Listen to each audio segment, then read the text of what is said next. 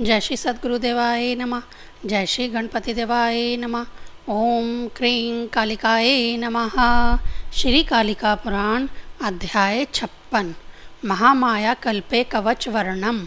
श्री भगवान बोले, हे बैताल और भैरव, तुम दोनों इस मंत्र के वैष्णवी संबंधी वैष्णवी तंत्र नामक कवच को विशेष रूप से सुनो। इसमें मंत्र का पहला अक्षर आ विष्णु स्वरूपधारी, द्वितीय वर्ण का ब्रह्मा तथा तृतीय वर्ण चा चंद्रशेखर शिव स्वरूप बताया गया है।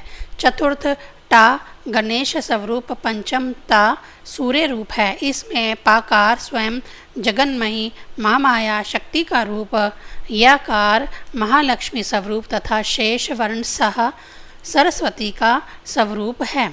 यहाँ प्रथम वर्ग की शैलपुत्री, द्वितीय वर्ण की चंडिका, तृतीय वर्ण की चंद्रघंटा, उसके पश्चात चतुर्वर्ण की कूष्मांडा, तकार की स्कंद माता, पवर्ण की स्वयं कत्यानी, सप्तम यकार की कालरात्रि तथा अंतिम सकार की महादेवी क्रमशः योगिनियाँ बताई गई हैं। वैष्णवी तंत्र में पहला वर्ण कवच, तत्पश्चात योगिनी कवच, तब देवोह कवच, देवी दिक् कवच, तदंतर द्वितीयांत अवय कवच, पार्श्व कवच, षड्वर कवच और अंतिम सभी जगह रक्षा करने में निरत अभेद कवच। इस प्रकार से 8 कवच बताए गए हैं। जो उत्तम पुरुष उपयुक्त 8 कवचों को जानता है वह महादेवी महामाया देवी की शक्ति से युक्त स्वयं मैं ही हूँ, अर्थात वह मेरा ही स्वरूप हो जाता है। इस वर्ण कवच का नारद ऋषि, अनुष्टप, छंद, कत्यानी देवता सभी अर्थों की साधना में विनियोग बताया गया है। आकार पूर्व दिशा में, ककार अग्नि में सदैव रक्षा करें, चकार यम दिशा में, टाकार सर्वदा नैवेत्र दिशा में मेरी रक्षा करे, ताकार पश्चिम में, शक्ति वर्ण वायु दिशा में, याकार उत्तर तथा साकार ईशान कोण में मेरी रक्षा करें। आवरण मेरी मूर्धका की, का मेरी दाहिनी भुजा, चा बाई भुजा तथा टा सदैव मेरे हृदय की रक्षा करे। ता कंठ देश में, शक्ति पा कटी में या दक्षिण पैर में तथा श बाएं पैर में मेरी रक्षा करे। शैलपुत्री पूर्व दिशा में, चंडिका अग्निकोण में, यम के भय को भी बढ़ाने वाली चंद्रघंटा दक्षिण में, संसार को उत्पन्न करने वाली कूष्मांडा देवी नैवेत्री तथा सकंद मादा सदैव पश्चिम दिशा में मेरी रक्षा करे। लोकों की स्वामिनी कत्यानी वायु कोण में, काल रात्रि स्वयं कुबेर की उत्तर दिशा में सदैव मेरी रक्षा करे तथा पवित्र महागौरी निरंतर ईशान कोण में मेरी रक्षा करे। सनातन वासुदेव विष्णु मेरे दोनों नेत्रों की नित्य रक्षा करें। बिना मात्र योनि के कमल से ही उत्पन्न ब्रह्मा मेरे मुख की तथा चंद्रशेखर शिव सदैव मेरी नासिका की रक्षा करें। शिव के पुत्र गणेश नित्य मेरे दोनों स्तनों की एवं दिवाकर सूर्य मेरे बाएं और दाएं हाथों की रक्षा करें। परमेश्वरी महामाया स्वयं मेरी नाभि की, महालक्ष्मी गुरु भाग की तथा सरस्वती मेरे घुटनों की रक्षा करें। शुभ स्वरूपा महामाया पूर्व भाग में श्रेष्ठ आसन वाली अग्नि ज्वाला अग्निकोण में नित्य मेरी रक्षा करें। रुद्राणी दक्षिण दिशा में, चंड नायिका नैवेत्र कोण में, महेश्वरी उग्रचंडा पश्चिम दिशा में नित्य मेरी रक्षा करें। प्राचंडा वायु कोण में तथा घोर रूपाणी उत्तर दिशा में तथा ईशान कोण में सनातनी ईश्वरी देवी नित्य मेरी रक्षा करे। माँ माया मेरे ऊपरी भाग में, परमेश्वरी निचले भाग में, उग्रा अगले भाग में एवं वैष्णवी पृष्ठ भाग में मेरी रक्षा करे। सुंदरी ब्रह्माणी मेरे दाहिने भाग और वृषभ ध्वज धारणी महेश्वरी देवी मेरे वाम भाग में नित्य रक्षा करे। कौमारी देवी पर्वत पर वराही जल में मेरी रक्षा करे। नारसिंह भयानक दांत वाले जंतुओं से जंगलों में तथा ऐन्द्री आकाश एवं जल थल में सर्वत्र मेरी रक्षा करें। सेतु मेरी सभी उंगलियों की और दिव्य मेरे कानों की तथा उसके पश्चात आने वाला पद नमः मेरे ठुड्डी की तथा शक्ति पाकार से 5वां अक्षर माँ मेरे पार्श्व भाग का, हा वर्ण मेरे उरु की और माया मेरी जांघों की रक्षा करे। ये वर्ण मेरी सभी इंद्रियों तथा रोम कूपों की सर्वदा रक्षा करे। वह सदा मेरे त्वचा की तथा शंभूष सदैव मेरे नख, दांत, हाथ और होठों की रक्षा करे। वर्ग सदैव मेरी रक्षा करे। देव शब्द जिसके आदि में लगता है वह वाय मेरे बस्ती क्षेत्र की तथा देवांत नमः शब्द मेरे स्तन और कोखों की तथा इन सब के आरंभ में आने वाले सेतु यानी एवं ओंकार बाहर से मेरे संपूर्ण शरीर की रक्षा करे। वैष्णवी तंत्र मंत्र नित्य मेरे आज्ञा चक्र, सूक्ष्मा षड चक्र, हृदय, संधि आदि षडोष चक्र, ललाट तथा आकाश यानी ब्रह्मरंध्र में मेरी रक्षा करते हुए स्थित रहे। इसी प्रकार दूसरा अक्षाक्षर मंत्र ओम महामायाए नमः का जो कवच है वह सभी कर्ण नाड़ियों, पार्श्व कक्ष, शिखाओं, रक्त, स्नायु, मज्जा, मस्तिष्क और शरीर के पर्वों में सब ओर से मेरी रक्षा करे। मेरे वीर्य, वायु, नाभिरंध्र तथा पीठ के जोड़ों में सदा और सब ओर से षडाक्षर ओम वैष्णवे नमः मंत्र रक्षा करे। नाक के छिद्रों में माँ माया, कंठ के छिद्रों में वैष्णवी तथा सभी जोड़ों में भीषण दुखों का दूर करने वाली दुर्गा मेरी रक्षा करे। फट कालिका नित्य मेरे कानों में रक्षा करे तथा नेत्र बीज त्रय रक्षा हेतु सदैव मेरे नेत्रों में स्थित हो। ओम ऐं ह्रीं रोम चंडिका मेरे नाक में स्थित हो रक्षा करती रहे। ओम ह्रीं हूं तारा सदैव मेरे जिह्वा मूल में स्थित रहे। ओ सेतु यानी ओम उत्तम ज्ञान की रक्षा हेतु मेरे हृदय में स्थित रहे। ओम श्रुम फट महामाया सदैव सब ओर से मेरी रक्षा करें। प्राणों की रक्षा करने वाली ओम यूं सहा कोशकी मेरे प्राणों की रक्षा करे तथा शरीर से रहित स्थितियों में ओम ह्रीं हुम सो भर्गदायती मेरी रक्षा करे। ओम नमः शैलपुत्री सदैव सभी रोगों से मुझे स्वच्छ करे। ओम ह्रीं सह स्वह शह अस्त्राय फट शिवदूती मेरे सभी अस्त्रों में स्थित हो सिंह विज्ञ व्याघ्र के भय और युद्ध से मेरी रक्षा करे। ओम रम ह्रीं सह चंद्र घंटा कान के छिद्रों में मेरी रक्षा करे।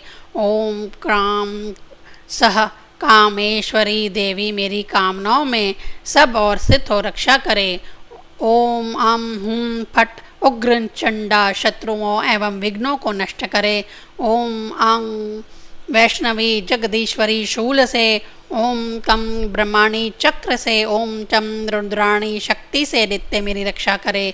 ओम टम कौमारी व्रज से, ओम तम वाराही कांड से, ओम पम नारसही राक्षसों तथा अस्त्रों के भय से रक्षा करे।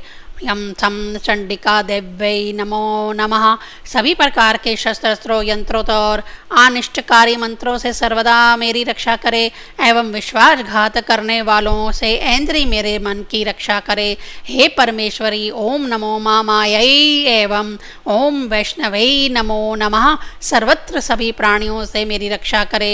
श्री वैष्णवी का जो वरदायक अष्टाक्षर मंत्र है वह वायु मार्ग से मेरे आधार चक्र में तथा चंद्रमा के समान सुखद कमल दल से युक्त हृदय में सूर्य के समान सहस्त्रार में प्रवेश करे। वह अग्नि से युक्त हमारे बस्ती क्षेत्र में भी प्रवेश करे।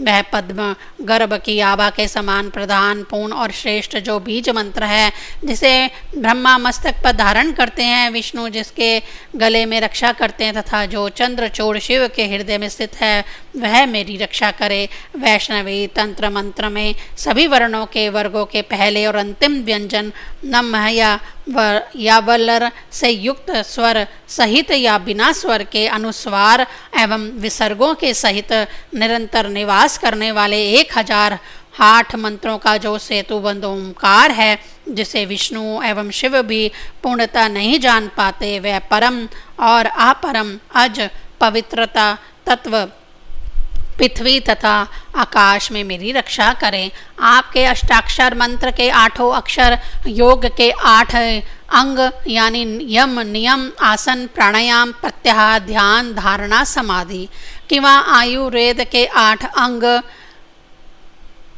का ज्ञान 8 वसु शिव की 8 मूर्तियों से युक्त अष्टदल 8 मधुमती विद्याएं 8 सिद्धियाँ, जगत प्रसिद्ध 64 रति कलाएं तथा 8 दिशाओं के समूहों को मुझे प्रदान करे, जिनके धारण करने से मेरी शोभा नष्ट ना हो। इस प्रकार का जो धर्म, अर्थ और काम के श्रेष्ठ साधन रूप में यह कवच कहा गया, वह कवच अत्यंत गुप्त, श्रेष्ठ तथा सभी प्रयोजनों को सिद्ध करने वाला है। जो मेरे द्वारा कहे गए इस कवच को एक बार सुनता है, वह इस लोक में सभी कामनाओं को तथा परलोक में शिव की स्वरूपता को प्राप्त कर लेता है। मेरे द्वारा कहे इस कवच को जो एक बार भी पढ़ लेता है, वह सभी यज्ञों के करने का फल प्राप्त कर लेता है, इसमें कोई संशय नहीं है। सदैव वह युद्धों में उसी प्रकार शत्रुओं को जीत लेता है जिस प्रकार सिंह हाथियों को जीतता है, तथा जिस प्रकार से अग्नि घास को जला देती है, वह शत्रुओं को उसी प्रकार जला यानी नष्ट कर देता है। उसके शरीर में कोई अस्त्र या शस्त्र प्रवेश नहीं करते तथा कभी भी उसे किसी प्रकार का रोग या दुख नहीं होता। उसे गुट्टिका, अंजन, पताल, पादलेप, रसांजन, उच्चाटन आदि सभी सिद्धियां प्रसन्नता से प्राप्त हो जाती हैं। उसकी गति उस वायु की भांति हो जाती है जिसे दूसरे रोक नहीं सकते। वह दीर्घायु, काम का भोग करने वाला और धनवान हो जाता है। जो साधक शुक्ल पक्ष की अष्टमी को संयमित होकर नवमी को शिवा का विधिवत पूजन करता है तथा विधान के अनुसार उनका मानसिक सिमरन करते हुए इस कवच को अपने देह में धारण करता है, उसका पुण्य फल सुनो। वह सदा व्याधि को जीत लेता है। वह 100 वर्षों की आयु वाला, रूपवान, गुणवान, धन और रत्नों के समूह से पूर्ण और विद्यावान होता है। उसके शरीर को ना अग्नि जला पाती है और ना जल भिगो सकता है। उसे ना तो वायु सुखा सकती है और ना हिंसक पशु उसे ही मार सकता है। उसे ना शस्त्र काटते हैं और ना ही सूर्य ही ताप पहुँचाता है। ना तो उसे कोई विघ्न ही होता है और ना उसे कोई महान ज्वर ही होता है। सभी बेताल, पाश, पिशाच, राक्षस गण, नायक तथा अंडज, पिंडज, स्वदज, जरा, अयुज नामक चारों प्रकार के प्राणी समूह उसके वश में हो जाते हैं। जो शिव द्वारा निर्मित इस कवच को भक्ति पूर्वक पढ़ता है, वह मुझे महादेव, महामाया और मृतकाओं का स्वरूप हो जाता है। धर्म, अर्थ, काम और मोक्ष नामक चारों प्रसाद नित्य उसके हस्तगत रहते हैं और वह दूसरों के लिए नित्य संपत्ति एवं ज्ञान की दृष्टि से वरदायक और पंडित हो जाता है। उसको कवित्व शक्ति तथा सत्य बोलने का सामर्थ्य निरंतर उत्पन्न हो जाता है। वह हजारों श्लोक बोलने लगता है तथा सुनकर ज्ञान को धारण करने में समर्थ हो जाता है। हे भैरव, जिसके घर में यह कवच लिखित रूप से स्थित रहता है, ना तो उसकी कहीं दुर्गति होती है और ना उसमें कोई दोष ही होता है। संपूर्ण ग्रह उससे संतुष्ट हो जाते हैं तथा राजा लोग उसके वशीभूत हो जाते हैं। जिस राज्य में इस कवच का जानने वाला रहता है, वहाँ किसी प्रकार की प्राकृतिक आपदा नहीं होती। सेतु यानी ओम, देव नमः, शक्ति बीज प से 5वां वर्ण मा, हा और या के साथ नमः के योग से वायु यानी य एवं बल से अनुसरण किया जाता हुआ यह द्वितीय अष्टाक्षर मंत्र ओम नमः महामायै नमः बनता है। सेतु यानी ओम, देव यानी नमः और वैष्णवी के योग से ओम नमः वैष्णवी नमः यह षडाक्षर मंत्र बनता है। यह उपयुक्त दोनों मंत्र जिस साधक के जीवा के अग्रभाग में निरंतर रहते हैं, देवी माँ माया सदैव उसके शरीर में निवास करती है। प्रवर्ण यानी ओम मंत्रों का सेतु है। वह उनके लिए पुल एवं बांध का कार्य करता है। यदि मंत्र के पूर्व ओम ना लगाया जाए तो वह बह जाता है और यदि अंत में ना लगाया जाए तो वह नष्ट हो जाता है। देवताओं द्वारा नमस्कार को महामंत्र देव कहा जाता है। यह सभी कर्मों में द्विजवर्णों तथा शूद्रों सभी द्वारा प्रयोग किए जाने वाला विशेष मंत्र है। प्रजापति ब्रह्मा ने प्राचीन काल में आकार, उकार और मकार को ऋग, यजु, साम तीनों वेदों से लेकर प्रवर्ण यानी ओमकार का निर्माण किया। वह ब्राह्मणों द्वारा उदात्त, क्षत्रियों द्वारा अनुदत्त तथा उरु से उत्पन्न वैश्यों द्वारा प्रचित क्रम से उच्चारण किया जाना चाहिए। यदि मानसिक रूप से इस भी स्मरण करना हो तो भी उसे इसी रूप में स्मरण करें। 14वां स्वर ओ जो स्वरों में अंतिम स्वर है वही अनुस्वार तथा चंद्राकार के सहित शूद्रों के लिए सेतु यानी प्रवण कहा जाता है। बिना बांध का जल जैसे क्षण भर में बह जाता है, यज्ञकर्ताओं का बिना सेतु के प्रयुक्त मंत्र भी क्षण भर में प्रभावहीन हो जाता है। अतः चारों वर्णों वाले विशेषता द्विजाति को सभी मंत्रों में अगल बगल सेतु का सहयोग ले जप कर्म आरंभ करना चाहिए। द्विजातियों को सरदेव ही इस दो सेतुओं का प्रयोग करने वाला कहा गया है। शूद्र केवल आदि सेतु का प्रयोग करें और आदि अंत दोनों ही सेतुओं का प्रयोग इच्छा अनुसार करें। और अब बोले, त्र्यंबक शिव द्वारा कहा गया समस्त कवच मैंने तुमसे कह दिया, जो 8 कवचों से युक्त एक उत्तम और अभेद कवच है। मंत्रों से युक्त यह महामाया मंत्र कल्प संबंधी कवच जो षडाक्षर से युक्त है, तीनों लोकों में दुर्लभ है। हे राजाओं में सिंह के समान श्रेष्ठ, तुम भक्ति से युक्त हो इस कवच को नित्य पढ़ते हुए तथा वैष्णवी के मंत्र को जपते हुए सभी सिद्धियों को प्राप्त करोगे। श्री कालिका पुराण के महामाया कल्प का कवच वर्णन नामक 56वां अध्याय संपूर्ण हुआ। ओम क्रीं कालिकाये नमः।